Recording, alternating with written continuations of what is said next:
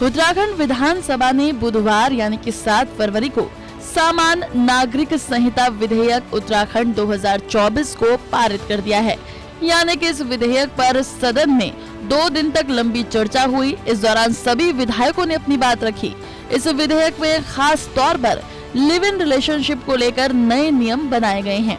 इसलिए अगर आप किसी अन्य राज्य के निवासी हैं और उत्तराखंड जाने का प्लान कर रहे हैं तो नए नियमों के बारे में जानना आपके लिए बेहद जरूरी है। तो चलिए आपको बताते हैं वो नियम कौन कौन से हैं।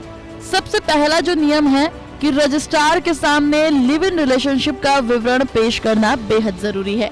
यूसीसी विधेयक के हिसाब से आप चाहे उत्तराखंड के रहने वाले हैं या नहीं हैं, और आप अगर लिव इन रिलेशनशिप में रहना चाहते हैं तो रजिस्ट्रार के सामने धारा 381 की उपधारा के तहत रिलेशनशिप का विवरण प्रस्तुत करना अनिवार्य है।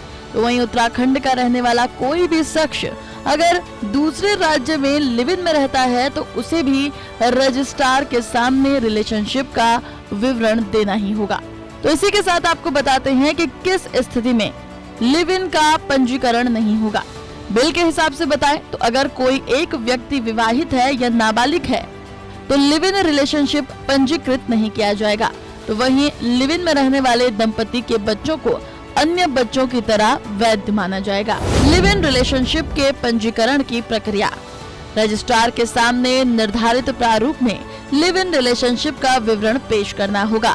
रजिस्ट्रार लिव इन के विवरण की जांच करेगा और ये सुनिश्चित करेगा कि रिलेशनशिप धारा 380 के तहत है। रजिस्ट्रार उपधारा 2 के तहत विवरण की जांच करने के लिए किसी दूसरे व्यक्ति को बुला सकता है और उनसे रिलेशनशिप के बारे में अतिरिक्त जानकारी देने या सबूत पेश करने के लिए कह सकता है। जांच के बाद रजिस्ट्रार अगर संतुष्ट होता है तो 30 दिन के भीतर लिव इन रिलेशनशिप को पंजीकृत कर एक प्रमाण पत्र जारी करेगा, वरना रिलेशनशिप को रजिस्टर करने से इनकार करते हुए इसकी वजह के बारे में भागीदारी व्यक्तियों को लिखित रूप में जानकारी देगा। इसी के साथ अगर आपको बताएं तो लिव इन रिलेशनशिप में पंजीकरण अगर आप नहीं करते हैं तो इसमें भी सजा का प्रावधान है। जी हां, अगर कोई भी 1 महीने से अधिक समय तक बिना पंजीकरण के लिव इन रिलेशनशिप में रहता है तो उसे न्यायिक मजिस्ट्रेट द्वारा दोषी ठहराए जाने पर दंडित किया जाएगा। इसके तहत उसे 3 महीने की सजा और 10,000 रुपए का जुर्माना या दोनों से दंडित किया जा सकता है। इसके अलावा यदि कोई भी व्यक्ति लिव इन रिलेशनशिप को लेकर गलत दावा करता है तो उसे 3 महीने की सजा और 25,000 रुपए जुर्माना या दोनों से दंडित किया जा सकता है। तो वहीं अगर कोई भागीदारी नोटिस मिलने पर भी लिव इन रिलेशनशिप का विवरण प्रस्तुत नहीं करता तो उसे 6 महीने तक की सजा या 25,000 रुपए का जुर्माना दंड के दौर पर देना पड़ेगा। लिव इन रिलेशनशिप को कैसे खत्म किया जा सकता है? लिव इन के दोनों भागीदार या उसमें से कोई भी रिलेशनशिप को तोड़ सकता है और निर्धारित प्रारूप में रजिस्ट्रार के सामने इसका विवरण पेश कर सकता है। यदि केवल एक भागीदार रिलेशनशिप को समाप्त करता है तो ऐसे बयान की एक प्रति दूसरे भागीदारी को भी देनी होगी। लिव इन रिलेशनशिप का कोई भी बयान रजिस्ट्रार द्वारा रिकॉर्ड के लिए स्थानीय पुलिस स्टेशन के प्रभारी अधिकारी को भेजा जाएगा। यदि भागीदारी में से कोई भी 21 साल से कम आयु का है तो उसके माता पिता या अभिभावकों को इस बारे में जानकारी दी जाएगी। यदि रजिस्ट्रार को भागीदारों पर संदेह होता है तो वो कार्रवाई के लिए स्थानीय पुलिस स्टेशन के प्रभारी अधिकारी को इसकी जानकारी देगा।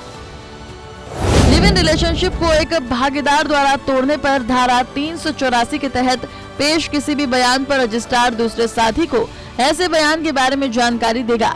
यदि दोनों में से किसी की उम्र 21 साल से कम है तो उसके माता पिता और अभिभावकों को जानकारी देगा।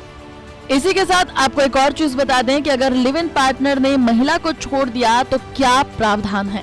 इसके साथ बताते हैं कि अगर किसी महिला को उसके लिव इन पार्टनर ने छोड़ दिया तो वो अपने लिव इन पार्टनर से भरण पोषण का दावा करने की हकदार होगी। इसके लिए उसे उस स्थान पर अधिकार क्षेत्र रहने वाले सक्षम न्यायालय से संपर्क करना होगा जहां वो दोनों साथ रहते थे।